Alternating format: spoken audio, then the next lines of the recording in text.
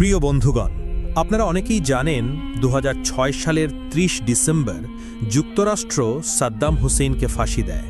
সেই দিন থেকেই শুরু হয় এক দীর্ঘ বিতর্ক, যা আজও চলছে। অনেকেই দৃঢ়ভাবে বিশ্বাস করেন সাদ্দাম হুসেইনের কবর আসলে খালি এবং বহু আগেই তার দেহ রহস্যজনকভাবে সরিয়ে নেওয়া হয়েছে। আজ আমরা বলবো সাদ্দাম হুসেনের কবর কবে খোলা হয়েছিল, কার আদেশে খোলা হয়েছিল এবং আসলে তখন কি ঘটেছিল। যখন কবর খোলা হয় তখন এক অভূতপূর্ব অলৌকিক ঘটনা ঘটে, যা উপস্থিত সবার মনকে নাড়িয়ে দেয়। এমনকি সেখানে থাকা আমেরিকান নাস্তিকরাও আল্লাহর ক্ষমতা ও মহিমার সামনে মাথা নত করে অবিশ্বাসের দেয়াল ভেঙে ঈমানের দিকে ফিরে আসতে বাধ্য হয়। যদি আপনিও আল্লাহর ক্ষমতা ও মহিমায় বিশ্বাস করেন এবং তার উপর সবসময় ভরসা রাখেন, তাহলে এই ভিডিওটি লাইক করুন এবং কমেন্ট বক্সে লিখুন সুবহানাল্লাহ। আসসালামু আলাইকুম। সম্মানিত দর্শক ও প্রিয় বন্ধুগণ, বিশ্বে মোটামুটি ৫৭টি মুসলিম দেশ রয়েছে। সময়ের সাথে সাথে এসব দেশে জন্ম নিয়েছে নানান ধরনের নেতা, ভালো খারাপও। কিন্তু যদি আমরা গত ৫০ থেকে ৬০ বছরের দিকে তাকাই, মুসলিম বিশ্বের সবচেয়ে আলোচিত নেতা ছিলেন সাদ্দাম হুসেইন। তিনি বহু বছর ইরাক শাসন করেছিলেন।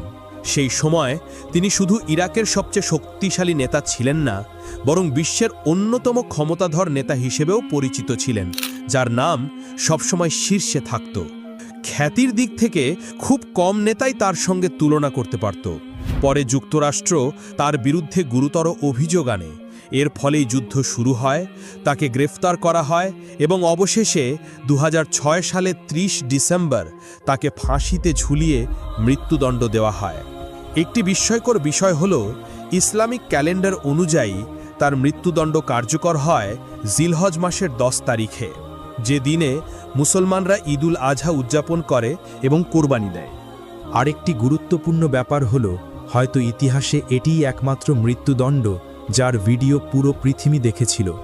সারা বিশ্বের মানুষ মোবাইল বা টেলিভিশনের পর্দায় সেই ফাঁসির দৃশ্য প্রত্যক্ষ করেছিল। ফাঁসির আগে কারাগারে থাকাকালীন তার নিরাপত্তার জন্য ১২ জন বিশেষ কমান্ডো নিযুক্ত ছিল। এই ১২ জনকে বেছে নেওয়া হয়েছিল অনেক বাহিনীর মধ্যে থেকে এবং প্রত্যেকেই তাদের কাজে বিশেষজ্ঞ হিসেবে বিবেচিত ছিলেন। কিন্তু আশ্চর্যজনকভাবে তারা পরবর্তীতে সাদ্দাম হুসেইনের বন্ধু হয়ে যান। এই ১২ জন সৈন্যের মধ্যে একজন সাদ্দাম হুসেইনের মৃত্যুর পর তার সম্পর্কে একটি বই লিখেছিলেন। সেই বইয়ে এমন কিছু তথ্য প্রকাশিত হয় যা পৃথিবীকে বিস্মিত করে দেয়। লেখক লিখেছিলেন,